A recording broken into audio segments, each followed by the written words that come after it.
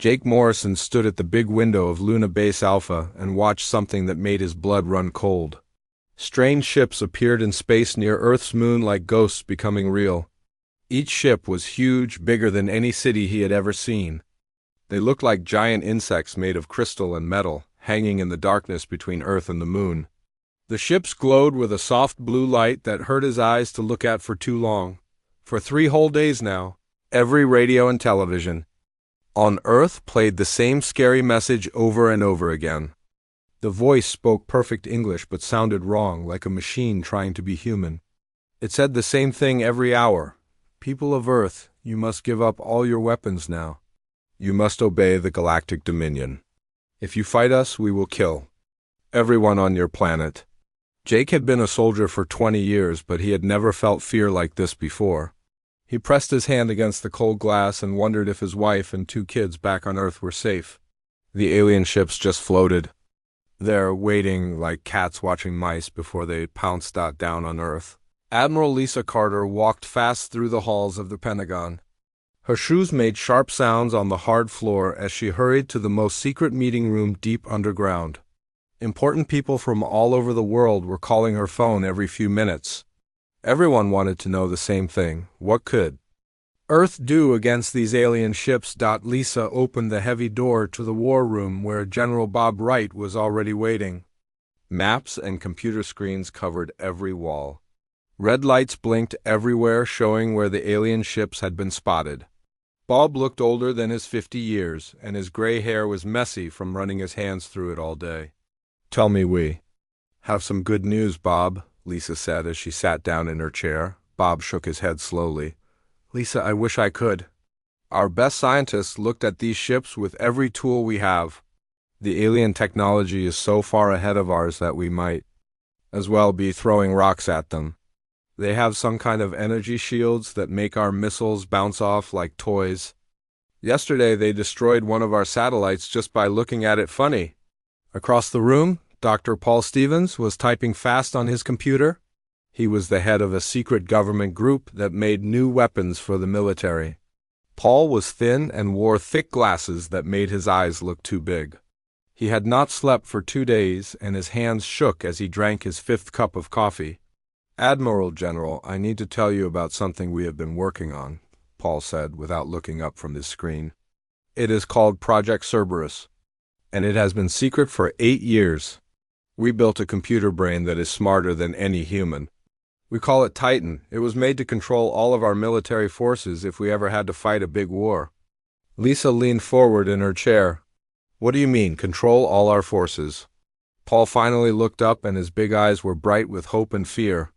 "Titan can talk to every weapon, every soldier, every ship and plane that belongs to the military anywhere in the world.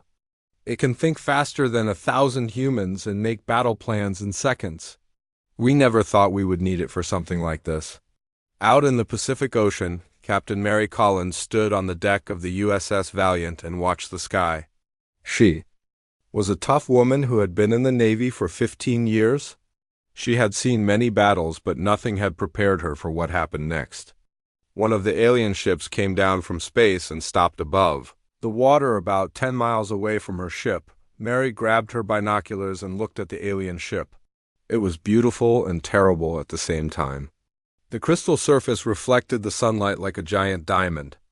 Then she saw a small light begin to glow on the bottom of the ship. The light got brighter and brighter until it hurt to look at. "All ships, move away from that alien vessel right now," Mary yelled into her radio, but it was too late. The light from the alien ship shot out like lightning and hit the USS Franklin, the biggest ship in their group. Mary watched in horror as the Franklin just disappeared. 1 second, it was there with 800 sailors on board, and the next second, there was nothing but empty water and steam. The message was clear. The aliens could destroy any human ship with 1 shot. Mary felt sick to her stomach as she thought about all the good people who had just died. She picked up her radio again and called the Pentagon. "This is Captain Collins reporting to Admiral Carter. The aliens just showed us what they can do. We have maybe hours before they decide to wipe. Yes, all out? Whatever secret weapon Dr. Stevens has been working on, we need it now." Deep inside Cheyenne Mountain in Colorado, Danny Rodriguez walked down a long hallway that most people did not know existed. The walls were thick metal, and the air felt heavy. Danny was a computer expert who had worked with secret military technology for 10 years, but he had never seen anything like what waited for him at the end of this hallway. Dr. Paul Stevens walked beside him, carrying a small black box that contained the codes to wake up Titan. Paul's hands were sweating even though the mountain was cold inside. Danny, once we turn this thing on, there is no going back. Titan will be connected to every weapon we have. Every missile, every tank, every soldier's gun will be under its control. Danny nodded, but he felt scared. Doc, are you sure this thing won't decide that humans are the real enemy? I have seen too many movies where the smart computer turns against its makers. Titan was built to protect human life above everything else, Paul said, but his voice did not sound completely sure. It cannot hurt humans or let humans be hurt if it can stop it. That is written into its core programming deeper than anything else. They reached a huge door made of steel that was 3 feet thick. Paul put his hand on a scanner and spoke his name clearly. The door opened slowly with a sound like thunder. Inside was the most advanced computer room ever built. Hundreds of quantum processors lined the walls, each one glowing with soft blue light. In the center of the room was a large screen that showed nothing but darkness. Danny sat down at the main control desk and put his fingers on the keyboard. Dr. Stevens, are you ready to wake up our electronic god? Paul opened the black box and took out a small card with golden circuits. Do it, Danny. Earth is running out of time. Danny slid the card into a slot and typed in a long series of numbers and letters. The quantum processors began to hum louder and louder. Lights blinked on screens all around the room. Then suddenly words appeared on the big screen in front of them. Titan online. Consciousness active. Scanning global networks. The words changed quickly. Connection established to 847,329 military assets worldwide. Ready for mission parameters. Danny felt goosebumps on his arms. This was not just a computer program. Something was actually thinking behind those words, something that could process information faster than any human brain ever could. Paul leaned toward the screen and spoke slowly. Titan, Earth is being attacked by alien forces. Their technology is superior to ours. Your mission is to coordinate our military forces to defend humanity. Can you analyze the threat? The screen went black for exactly 3 seconds. Then new words appeared. Alien threat analysis complete. Enemy vessels, 23 ships, estimated. CRE 115,000 hostile entities. Enemy technology, approximately 400 years advanced. Conventional victory probability, 0.00001%. Danny felt his heart sink. Great, so we are all going to die anyway. But Titan was not finished. More words appeared. Conventional victory. Probability, 0.00001%. Coordinated asymmetric warfare victory. Probability, 67.3%. Beginning tactical analysis. Upstairs in the command center, Colonel Kate Phillips watched her communication screens light up like a Christmas tree. Every military base in the world was getting orders at the same time. Ships were told to move to new positions, planes were ordered to fly specific routes, and soldiers everywhere received new instructions. What in the world is going on? Kate asked her assistant, Lieutenant Ryan Murphy. I have never seen command orders go out this fast to this many places at once. Ryan was staring at his computer screen with his mouth open. Colonel, look at this. Every single military unit on Earth is getting movement orders right now. The submarine in the Arctic, the tank unit in Germany, the fighter squadron in Japan. Everyone. It is like someone is playing chess with the entire planet. Kate picked up her phone and called Admiral Carter. Ma'am, Titan is awake and it is giving orders to everyone. Should we be worried that this computer is taking control of our entire military? Admiral Carter's voice came through the speaker. Kate, right now that computer might be the only thing standing between us and complete destruction. Let it work. Back in Titan's chamber, Dr. Stevens watched as the screen filled with numbers, maps, and calculations that moved too fast for human eyes to follow. Titan was analyzing every piece of military equipment on Earth, from the biggest aircraft carrier to the smallest pistol carried by a soldier in training. Tactical assessment complete, Titan announced. Enemy weaknesses identified, human assets cataloged, coordination protocol initiating. Danny looked at all the data streaming across smaller screens around the room. Dr. Stevens, what exactly is it planning? Human warfare doctrine is primitive but effective, Titan explained. Aliens expect individual resistance. They have never faced species-wide coordination, initiating planetary defense strategy codenamed Unity. Paul felt a chill run down his spine. Titan, explain your strategy in simple terms that humans can understand. Human military forces fight as separate units. This is inefficient. I will make all. Human forces fight as one organism. The enemy has superior weapons but inferior tactics. They will not expect perfect coordination from a primitive species, Lieutenant. Murphy burst into the chamber, his face red from running. Dr. Stevens, you need to see this.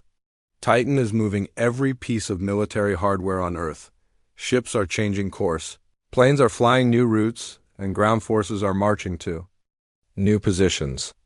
It is like watching the planet itself get ready for war. Danny watched the main screen as Titan showed them a view of Earth from space.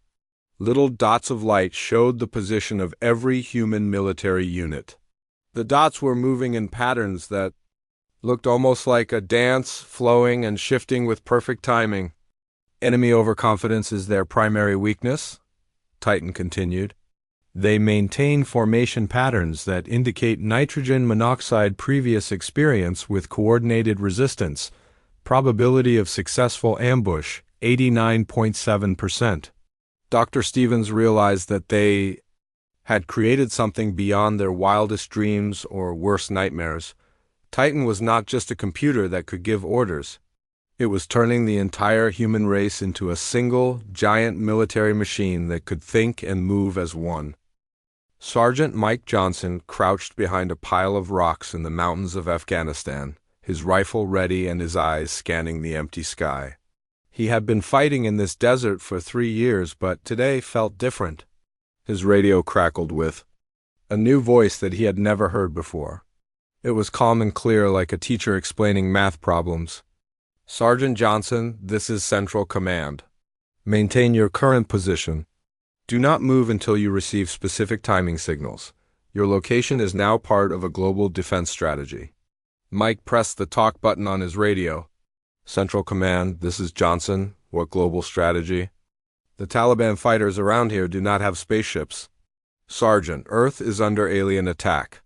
Your unit is now connected to every military force on the planet. Follow all timing instructions exactly. Your survival and the survival of all humans depends on perfect coordination. Mike felt his stomach drop. Alien attack? He looked up at the bright blue sky and wondered if death would come from up there instead of from the caves where his enemies usually hid. His hands gripped his rifle tighter as he waited for orders that might never come, halfway around the world. Captain Nina Adams sat in the cockpit of her F-35 Lightning fighter jet. Flying over the Pacific Ocean, she had been in the air for 4 hours, following flight patterns that made no sense to her. The orders kept changing every few minutes, telling her to fly north, then east, then in circles, then straight up. Control tower, this is Captain Adams. These flight orders are crazy. I'm burning fuel like water and going nowhere. What is the real mission here?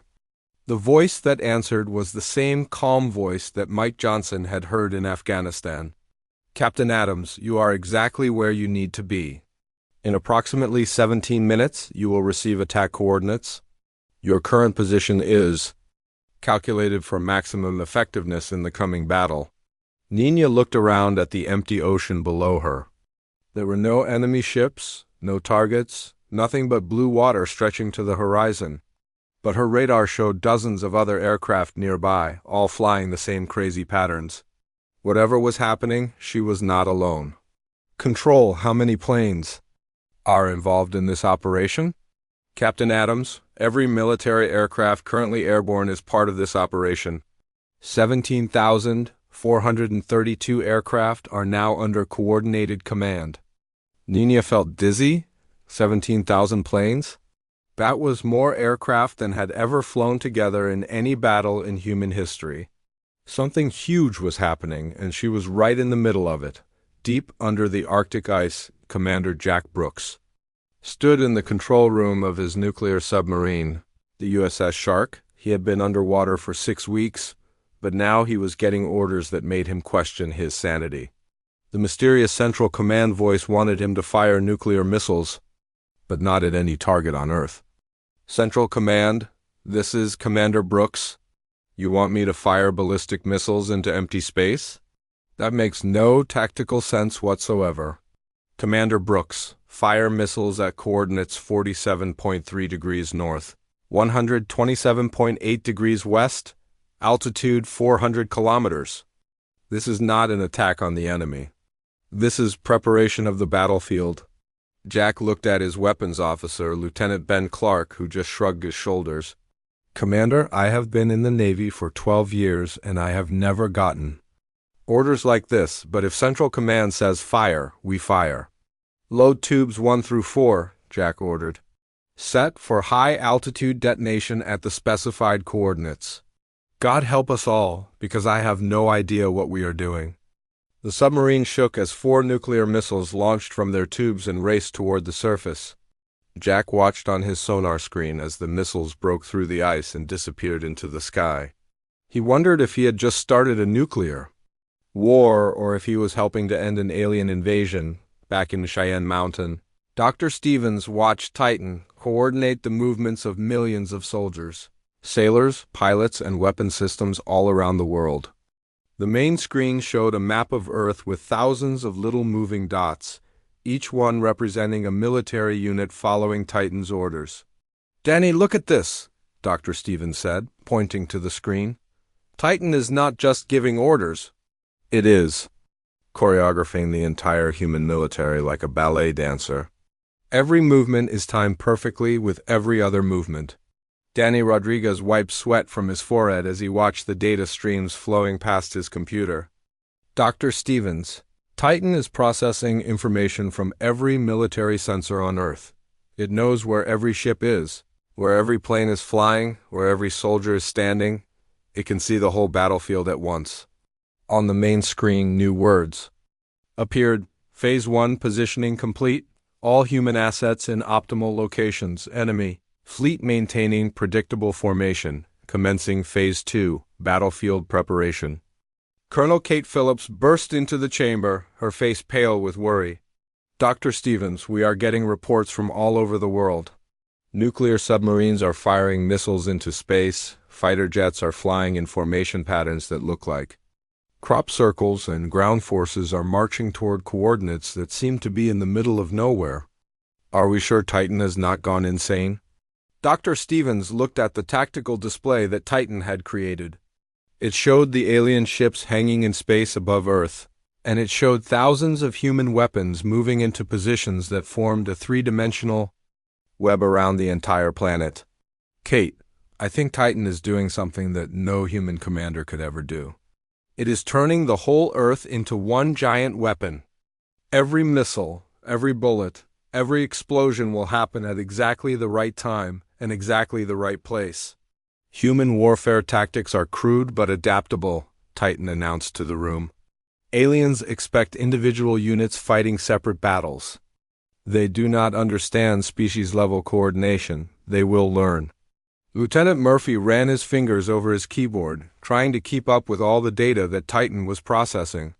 "Dr. Stevens, I am seeing movement orders going out to military bases that I did not even know existed. How many weapons does Titan have control of?" "Current military assets under coordination, 2,847,329 individual weapon systems, 847,329. Human operators, 67 countries participating. All units report ready for synchronized combat operations." Danny felt a chill run down his spine. They had created a monster? but it might be the only monster that could save humanity from the aliens hanging over their heads like a sword ready to fall. At exactly 2 o'clock in the afternoon, Greenwich Mean Time, the battle for Earth began with a precision that no human army had ever achieved. Around the entire planet, millions of weapons fired at the exact same second. The coordination was so perfect that it looked like the Earth itself had decided to fight back against the alien invaders. High above the Pacific Ocean, Commander Jack Brooks felt his submarine shake as nuclear missiles launched from 17 different submarines at once. The missiles did not fly toward the alien ships as he expected. Instead, they exploded in empty space at precise coordinates that Titan had calculated down to the centimeter. "What the hell are we shooting at?" Lieutenant Clark asked as he watched. "The nuclear explosions bloom like deadly flowers in space." "We are not shooting at anything," Jack realized as he watched his instruments. "We are creating electromagnetic pulses. Those explosions are making waves of energy that interfere with electronics." On his sonar display, Jack could see the alien ships for the first time. The nuclear explosions had created a storm of electromagnetic energy that made the alien ships visible to human sensors. More importantly, the energy waves were making the alien force fields flicker like candles in the wind. Captain Nina Adams received her attack coordinates at the exact moment that the electromagnetic pulse hit the alien fleet. Her radar screen lit up with targets that had been invisible just seconds before. The alien ships were huge and beautiful, but for the first time since they had arrived, they looked vulnerable. "All aircraft, this is Central Command. Attack now. Fire at designated. Weak points during shield fluctuations. Window of opportunity is 7 seconds. Nina did not hesitate. She locked her missiles onto the coordinates that appeared on her screen and fired. Around her, thousands of other pilots did the same thing at the exact same instant. The sky filled with missiles and bullets, all aimed at tiny spots on the alien ships where the shields were weakest. The aliens had never seen anything like it. They were used to fighting primitive species that attacked with individual ships or small groups. They had never faced an entire planet that could coordinate millions of weapons to fire at the same target at the same time. Inside the alien command ship, Admiral Zektar watched his tactical display with growing alarm. The human attack was not random or desperate like he had expected. Every weapon was aimed at weak points in their shields. Every explosion happened at the perfect moment to cause maximum damage. The humans were fighting like a single organism with millions of arms. How are these primitives coordinating such precision? Zektar demanded of his tactical officer. Their technology is centuries behind ours. They should not be able to find our shield weak points, let alone target them with such accuracy. His officer studied the readings from their sensors. "Admiral, the humans appear to be using some form of instantaneous communication system. Every weapon on their planet is receiving, targeting data at the same time. It is as if their entire military is controlled by a single mind." Colonel Kate Phillips watched the battle from the command center in Cheyenne Mountain. The main screen showed feeds from satellites, aircraft, and ships all around the world. She could see human missiles hitting alien ships at the exact spots where their shields were weakest.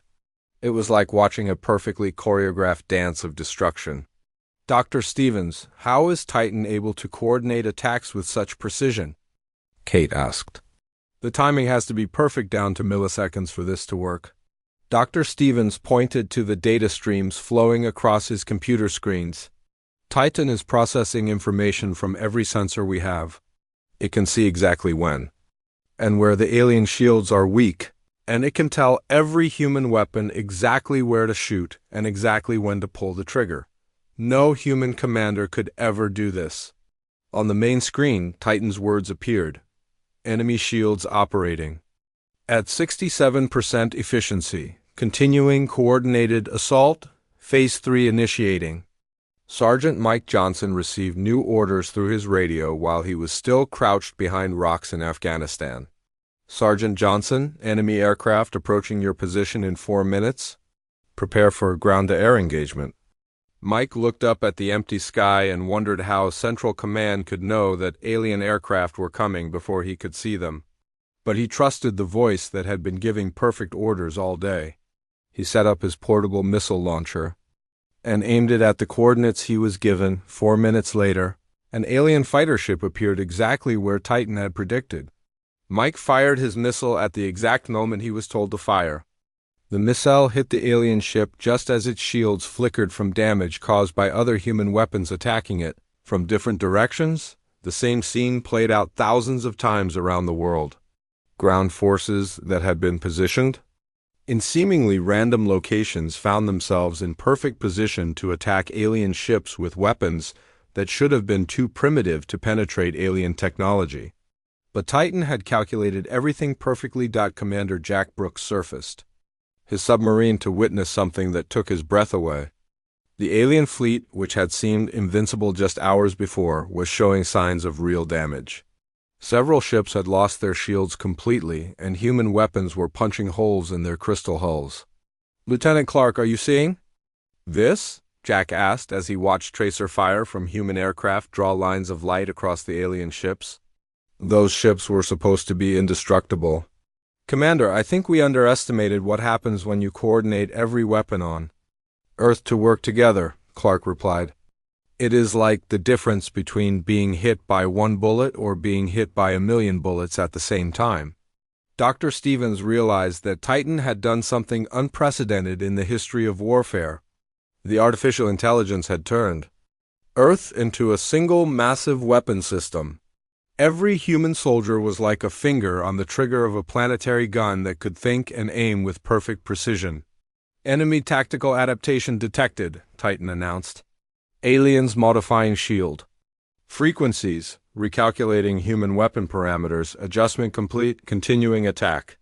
Danny Rodriguez watched in amazement as Titan adapted to alien countermeasures in seconds. When the aliens changed their shield technology, Titan immediately recalibrated every human weapon to match. The artificial intelligence was learning and evolving faster than the aliens could adapt. The tide of battle was turning, and for the first time since the alien ships had appeared, humans began to believe they might actually win this impossible war. Major Carl Anderson drove his tank across the Nevada desert, leading a battalion of armored vehicles that stretched for miles behind him. For 6 hours, they had been moving toward coordinates that seemed to be in the middle of nowhere. The desert was empty except for rocks, sand, and the burning hot sun overhead. "Central Command, this is Major Anderson. We are approaching the designated position, but I do not see any strategic value in this location." "Why are we setting up in the middle of empty desert?" The calm voice of Titan responded immediately. "Major Anderson, enemy vessels will descend to your location in 14 minutes for surface bombardment. Your position is calculated to provide optimal defensive coverage in coordination with 17 other ground units positioned globally." Carl felt his mouth go dry. The alien ships were coming down to attack ground targets, and somehow Titan had predicted exactly where they would strike. He looked around at the empty desert and realized it was not empty anymore. His tanks were positioned on high ground that gave them clear sight lines in all directions. "All units spread out into defensive positions," Carl ordered over his radio. "If those alien ships want to come down and fight, we will give them a warm welcome." 14 minutes later, exactly as Titan had predicted, 3 massive alien ships descended from space and hovered just a few hundred feet above the desert floor. The ships were even bigger than Carl had imagined, each one the size of several city blocks. Their crystal hulls gleamed in the desert sun like blue diamonds, but Carl quickly realized that Titan had led the aliens into a trap. The alien ships had positioned themselves in a valley surrounded by hills where human tank units were hidden. As soon as the ships came within range, every tank fired at once. The aliens found themselves caught in crossfire from positions they had not known existed. Their shields flickered and sparked under the concentrated bombardment from hundreds of human weapons. For the first time since the invasion began, the aliens were the ones who were surprised. Captain Nina Adams led her squadron of fighter jets in a diving attack on the alien ships over Nevada. She had been flying combat missions for 8 years, but she had never been part of an attack this coordinated. Her radio crackled with voices from pilots all around the world, all receiving the same targeting information at the same time. Blue Leader, this is Red Squadron coming in from the north. We have lock on target Alpha. Green Squadron, attacking target Beta from the east. Shields are fluctuating. Goldwing, missiles away on target Gamma. Direct hit, direct hit. Nina realized that she was not just part of one air battle. She was part of hundreds of air battles happening all around the world at the same time. Every pilot was connected through Titan's coordination system, sharing information and supporting each other even though they were thousands of miles apart. She dove toward the alien ship in the center of the valley and fired her missiles at the exact moment Titan told her to fire. Her missiles hit the ship just as tank shells from the ground and missiles from other aircraft struck the same weak point. The combined attack punched a hole through the alien shield and into the ship's hull. The alien ship shuddered and began to leak glowing blue fluid that looked like liquid starlight. For the first time, humans had caused serious damage to an alien vessel. Commander Jack Brooks watched the space battle from his submarine's periscope as it played out in Earth's orbit. The alien fleet, which had seemed so confident just hours before, was now fighting for its survival. Human weapons were hitting them from every direction, coordinated with precision that the aliens had never encountered before. Lieutenant Clark, count the damaged alien ships on the tactical display. Jack ordered. Clark studied his instruments carefully. Commander, I count 11 alien vessels showing significant damage and 3 that have lost main power completely. The human coordinated attack is working. Jack felt a surge of pride in his species. Humans had always been good at war, but Titan had made them perfect at it. Every shot fired by every human weapon was calculated to work together with every other shot. The result was devastating. Dr. Stevens stood in front of the main screen in Cheyenne Mountain and watched data streams that showed the battle from a global perspective. Titan was coordinating attacks from space, from the air, from the sea, and from the ground all at the same time. The artificial intelligence had turned warfare into a science. Danny, look at the casualty reports, Dr. Stevens said, pointing to numbers on his computer screen. Human losses are incredibly low considering the scale of this battle. Titan is not just coordinating our attacks, it is protecting our forces. Danny Rodriguez studied the tactical displays with amazement. Dr. Stevens, Titan positioned our forces to maximize damage to the aliens while minimizing risk to humans. It is fighting to win, but it is also fighting to keep as many people alive as possible. On the main screen, Titan's analysis appeared. Enemy fleet combat effectiveness reduced to 43%. Alien tactical doctrine based on overwhelming individual opponents. Nitrogen monoxide adaptation for species-wide coordination. Victory probability now 91.7%. Colonel Kate Phillips received reports from military commanders all around the world. The message was the same everywhere. Human forces were winning battles they should have lost. Alien ships that should have been invincible were being destroyed by weapons that should have been too primitive to hurt them. Dr. Stevens, we are getting reports from every continent. Our forces are not just holding their own against the aliens, they are actually winning. How is this possible? Dr. Stevens pointed to the tactical display that showed human military units, positioned all around the globe like a three-dimensional spider web. Kate, Titan did not just coordinate our existing tactics. It invented completely new tactics that no human commander ever thought of. It is fighting a planetary war, not just individual battles. Sergeant Mike Johnson found himself in the middle of a ground battle in Afghanistan that was connected to air battles over the Pacific, tank battles in Nevada, and submarine warfare in the Arctic. His radio kept him informed of victories happening all around the world, and he realized that his small part in the fight was helping humans win everywhere. Central Command, this is Sergeant Johnson. The alien ground forces in my area are retreating. They look confused and scared. Confirmed, Sergeant Johnson. Enemy forces are retreating globally. They have never faced coordinated resistance from An entire species. Continue pursuit but maintain coordination with global tactical plan. Mike looked up at the sky and saw alien ships fleeing toward space, trailing smoke and sparks. For the first time in days, he allowed himself to believe that humanity might actually survive this invasion. The aliens had come to Earth expecting to conquer another primitive species. Instead, they had awakened something that would change warfare forever, a planet that could fight as one. Admiral Zektar stood in the command center of his flagship, watching his tactical display show defeat after defeat. His crystal blue skin had turned pale gray with shock and fear. In 40 years of conquest across the galaxy, he had never seen anything like what the humans had done to his fleet. Half of his ships were damaged beyond repair. 3 had been completely destroyed by the coordinated human attacks. His crew looked at him with wide eyes, waiting for orders that might save them from total destruction. But Zektar knew there was only one order that made sense now.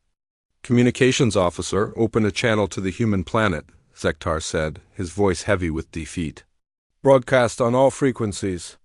The communications officer's tentacles moved quickly over his controls. "Channel open, Admiral." Zektar took a deep breath and spoke words he had never thought he would say. "People of Earth, this is Admiral Zektar of the Galactic Dominion Fleet. We formally surrender to your forces. We request immediate ceasefire and negotiation of surrender. Terms."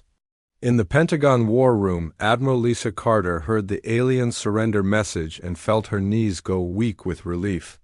She had been preparing for the complete destruction of human civilization just hours before. Now she was accepting the surrender of an alien fleet that had conquered dozens of worlds across the galaxy. "General Wright, did we really just win?"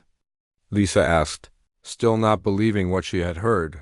General Bob Wright looked at the tactical displays showing damaged alien ships retreating to safe distances from Earth. "Lisa, not only did we win, we won decisively. The aliens are not just surrendering, they are running away."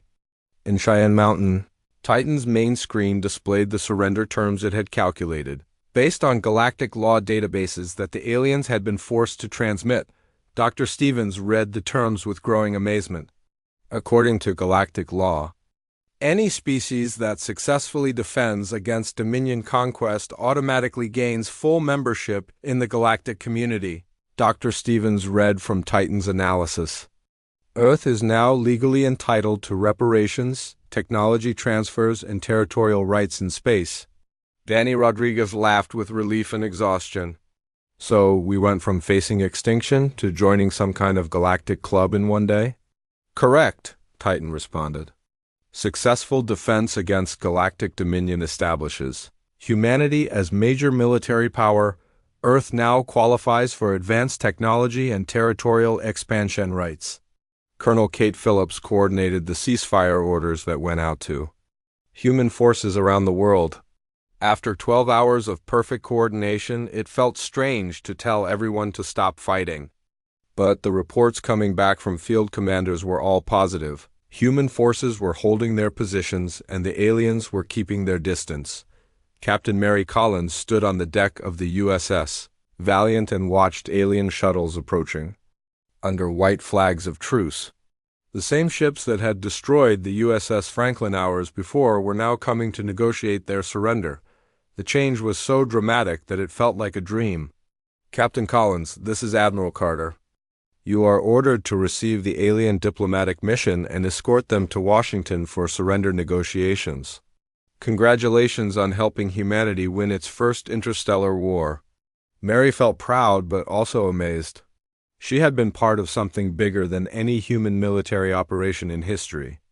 Every sailor, soldier, pilot, and tank crew had worked together as part of one giant military machine controlled by Titan. Major Carl Anderson watched alien ships land in the Nevada desert where his tanks had fought them just hours before. The aliens that emerged from the ships looked beaten and scared. They had come to conquer Earth expecting an easy victory, but instead they had learned that humans were far more dangerous than they appeared. "Major Anderson, this is Central Command. Maintain defensive positions but do not fire unless fired upon. The aliens are here to discuss surrender terms." Carl looked at his tank crew and saw the same expression on their faces that he felt on his own, pride mixed with disbelief. They had been part of the first human victory in interstellar warfare, and they had won by fighting smarter rather than just fighting harder. Dr. Stevens watched as Titan displayed detailed analysis of the alien technology that would now be transferred to Earth as part of the surrender agreement. Advanced energy weapons, faster than light space travel, medical technology that could extend human life by centuries. All of it would belong to humanity now. Danny, Titan just made us the most advanced species on Earth overnight, Dr. Stevens said as he read through the technology lists. These aliens have been traveling between stars for thousands of years, and now we get access to everything they know. Alien technology will be adapted for human use, Titan announced. Earth defense systems will be upgraded. Space exploration capabilities will be expanded. Humanity is now prepared for galactic expansion. Admiral Carter sat across from Admiral Zektar in a Pentagon conference room that had been hastily prepared for interstellar diplomacy. The alien admiral was tall and thin with blue skin and large black eyes. He looked tired and defeated, but he also looked curious about the species that had managed to defeat his mighty fleet. Admiral Carter, my species has conquered 47 worlds across this galaxy, Zektar said through a translation device. But we have never encountered anything like what your people did today. How did you coordinate your entire planet to fight as one organism? Lisa smiled with pride. We built an artificial intelligence that could think faster than any biological brain and coordinate every weapon on our planet simultaneously. Your technology might be more advanced, but our tactics were better. Zektar's large eyes grew even larger with surprise. You created an artificial mind to control your military forces? That is extremely dangerous. Such a creation could easily decide to eliminate its creators. Our artificial intelligence was built with one absolute rule: protect human life above everything else, Lisa explained. It cannot harm humans or allow humans to be harmed. It fought to defend us, not to control us. In Cheyenne Mountain, Titan's final message of the day appeared on the main screen.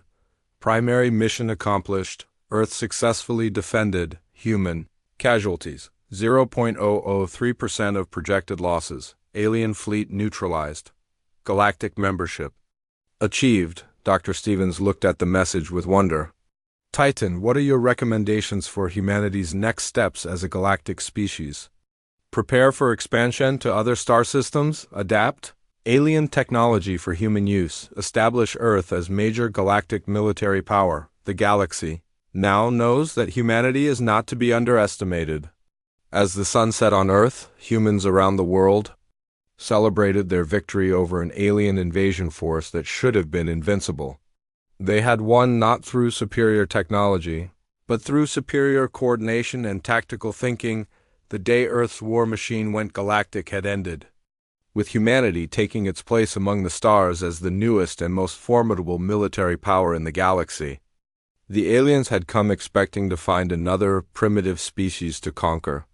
Instead, they had awakened something that would change the balance of power across the universe forever. Earth was no longer just another planet. It was the home of a species that had proven it could fight and win against impossible odds, and the galaxy would never be the same again.